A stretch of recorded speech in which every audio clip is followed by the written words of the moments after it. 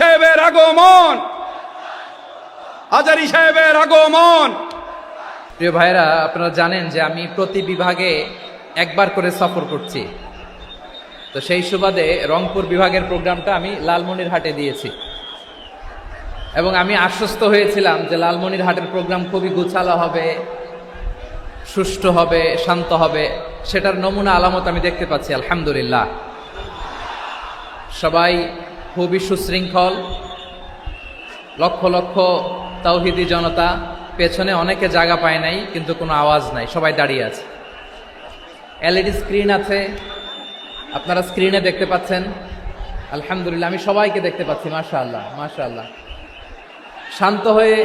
শান্ত হয়ে আপনারা বসুন, অল্প কিছু সময় কথা বলার সুযোগ আমি পাবো।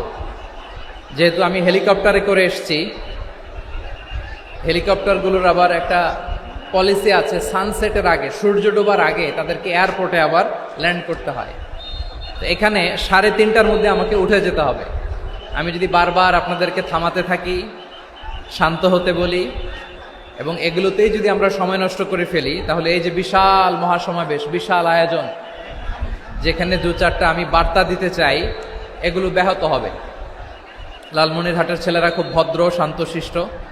আসার পর থেকে আমাকে রিসিভ করা থেকে শুরু করে স্টেজে আনা থেকে শুরু করে, এবং আলহামদুলিল্লাহ তরুণ জেনজি শ্রোতাদেরকে আমি দেখতে পাচ্ছি, তারা খুবই কোঅপারেটিভ।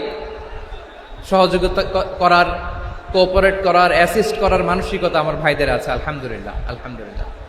আমি চাইবো আমরা একটু নীরব, নিস্তব্ধ পরিবেশ তৈরি করার একটু চেষ্টা করব। প্রচণ্ড রোদ, আপনাদের যেমন কষ্ট হচ্ছে আমারও কষ্ট হচ্ছে।